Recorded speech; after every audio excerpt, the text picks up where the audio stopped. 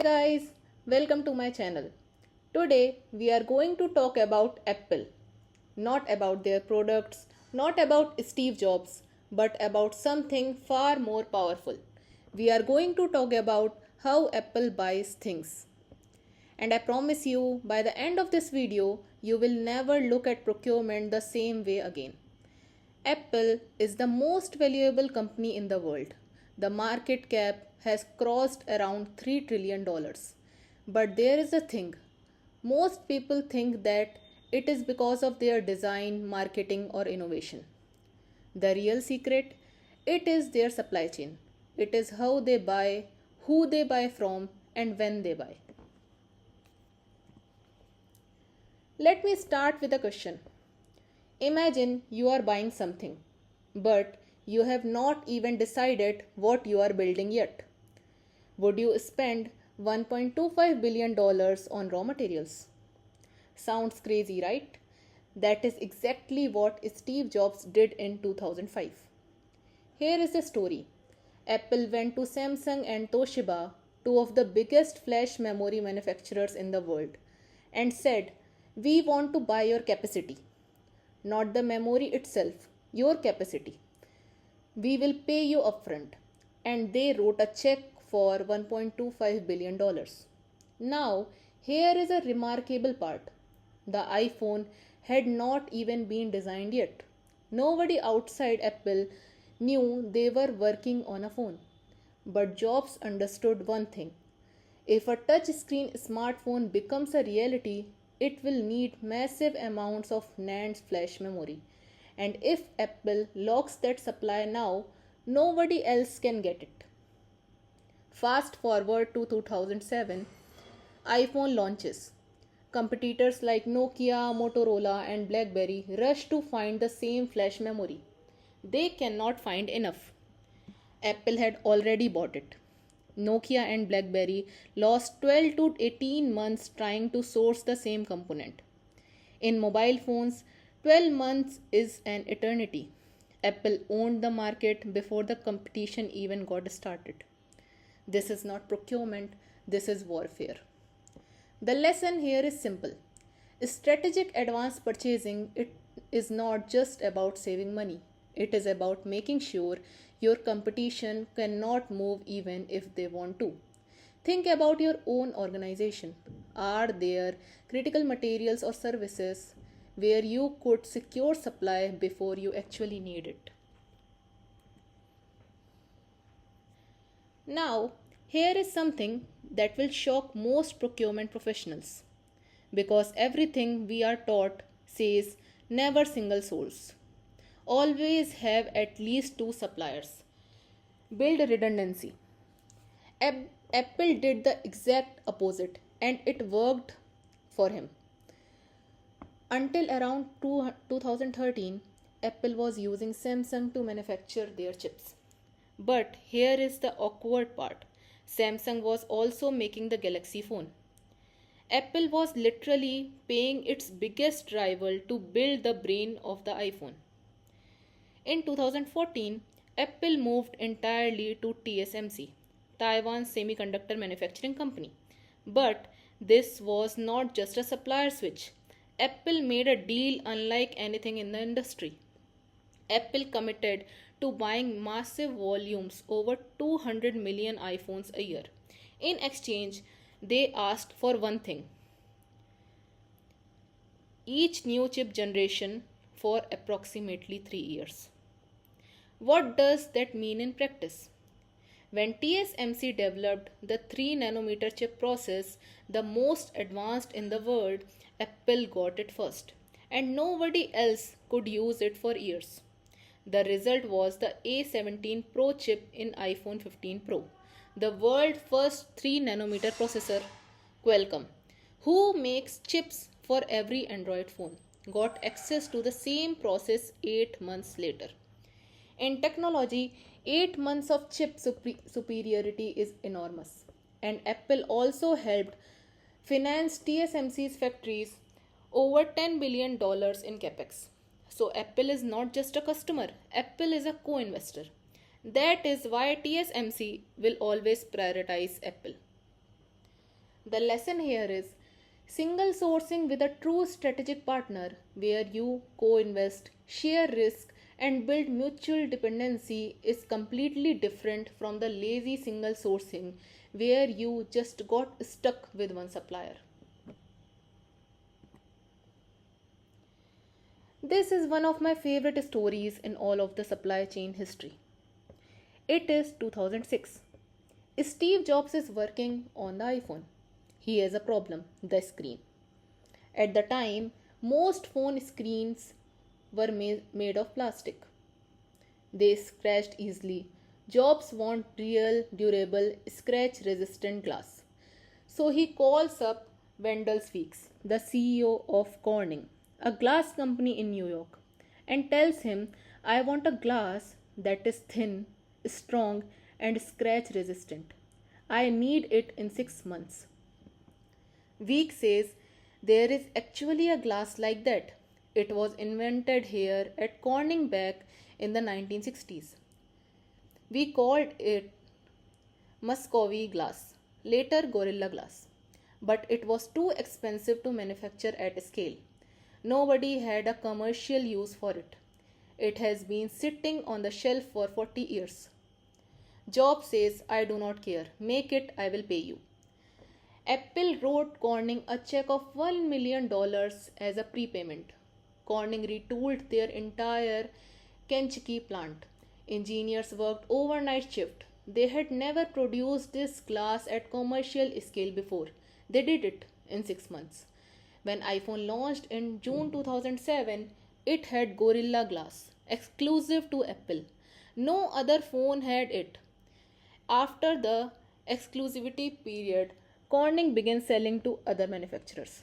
Today, Gorilla Glass is on over 8 billion devices worldwide and is a $1 billion plus product line for Corning. Apple did not go to a shelf and pick an existing product. They reached into a supplier's basement, dusted off a forgotten technology, funded its commercialization, and got exclusivity for it. That is what it means to build a supplier, not just buy from one. Ask yourself, are there capabilities sitting dormant in your supplier base that you could unlock with the right investment?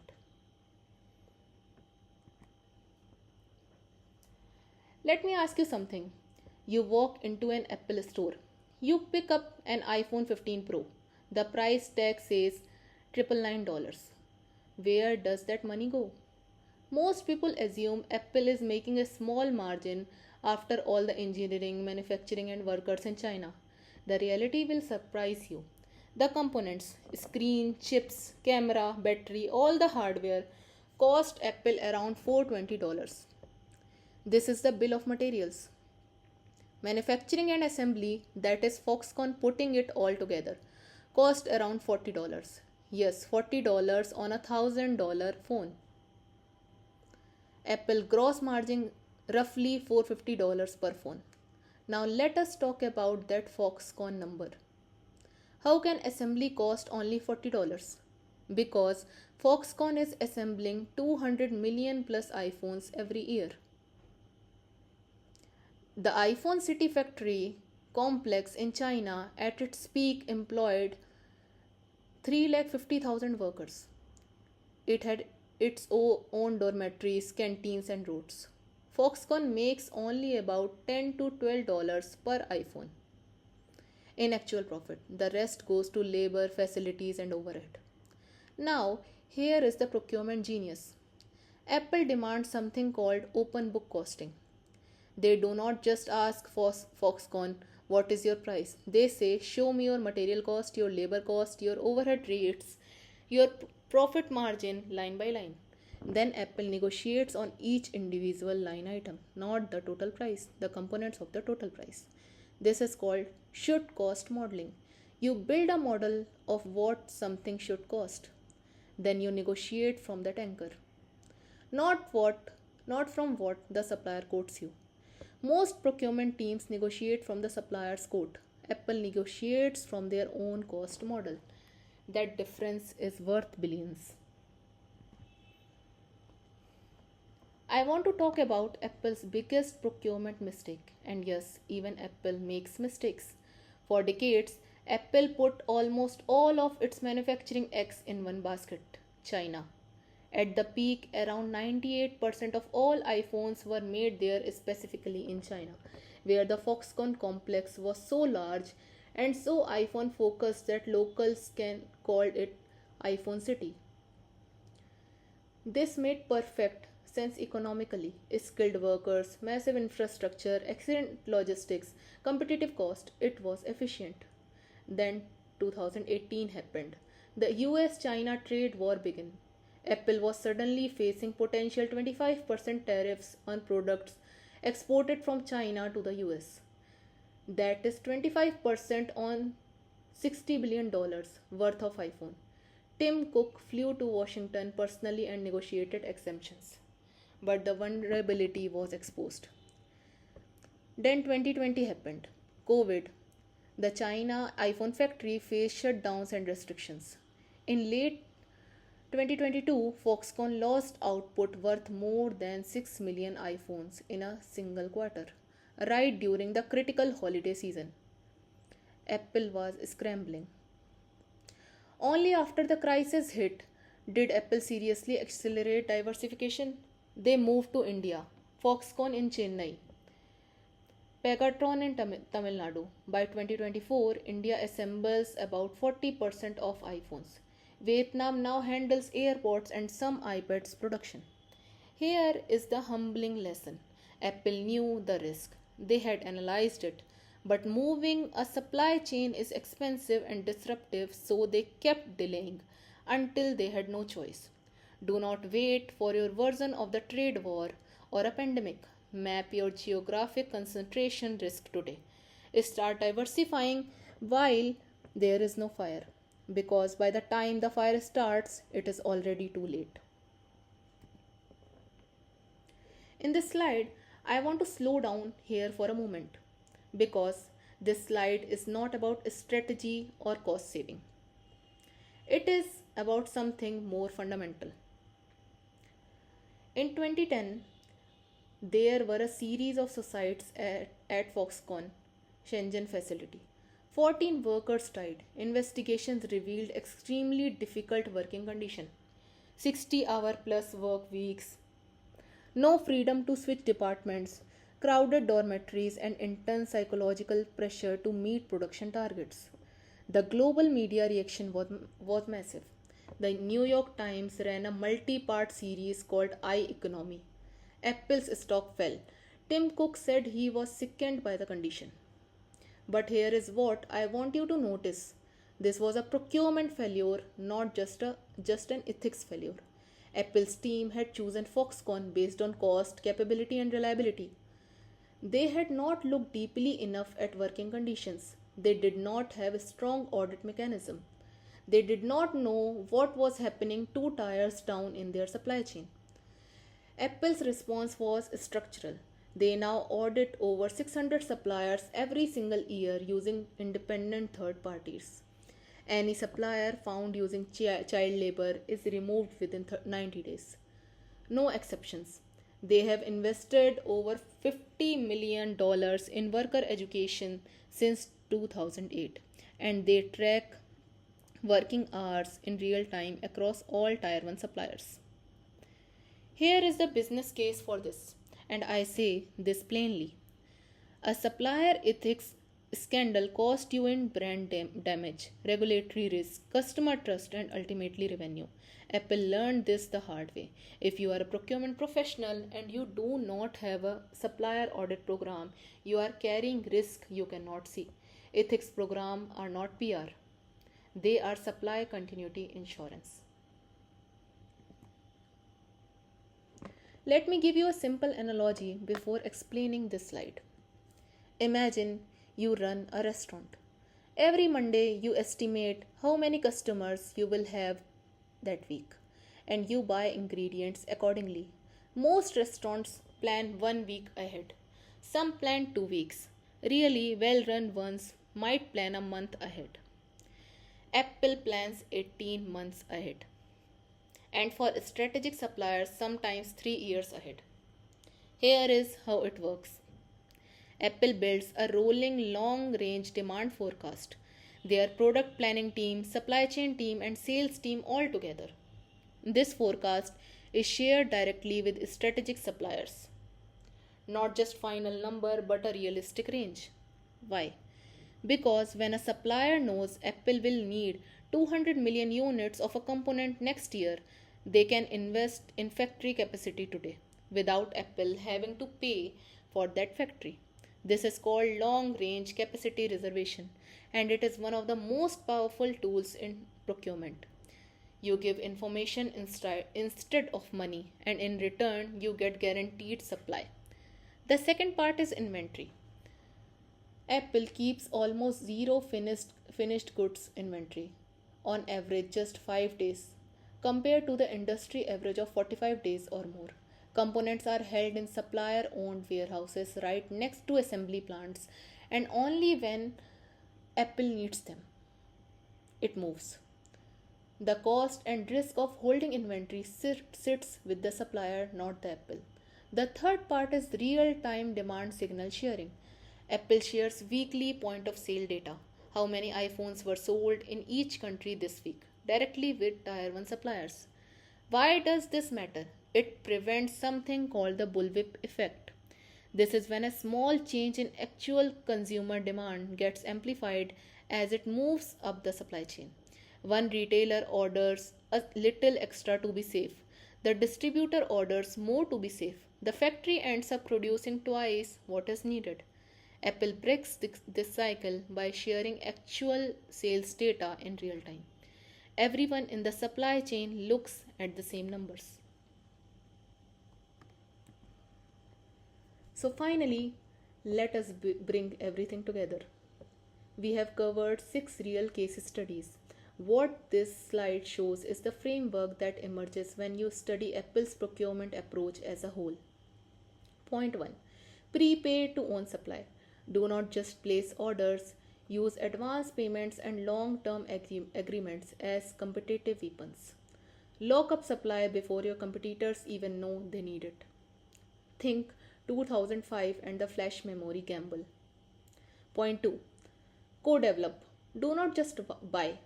The Gorilla Glass story is the perfect example.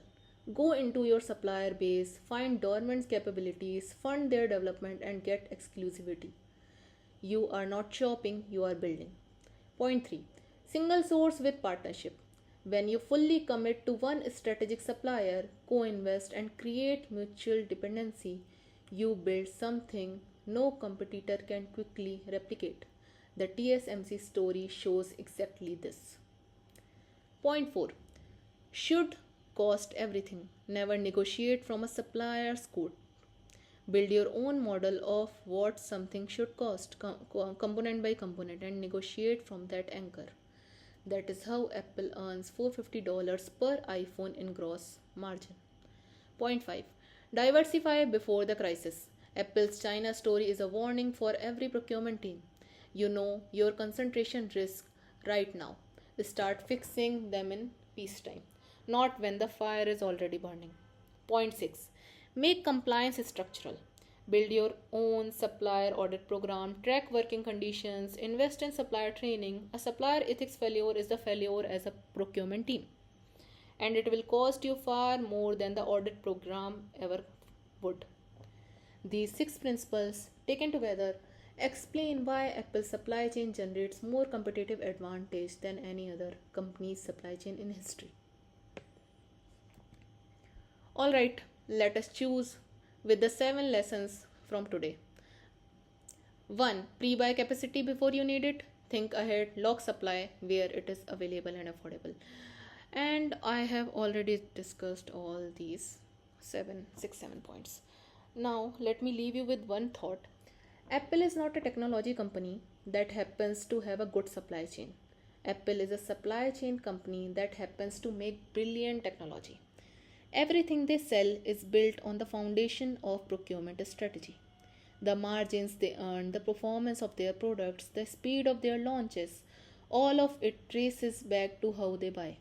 That is the power of procurement, and that is exactly what we talk about every week on modern sourcing and procurement. And that is the wrap of today's video. Thank you so much for watching. And if you like the video, like, comment, share and subscribe to Modern Sourcing and Procurement. Thank you.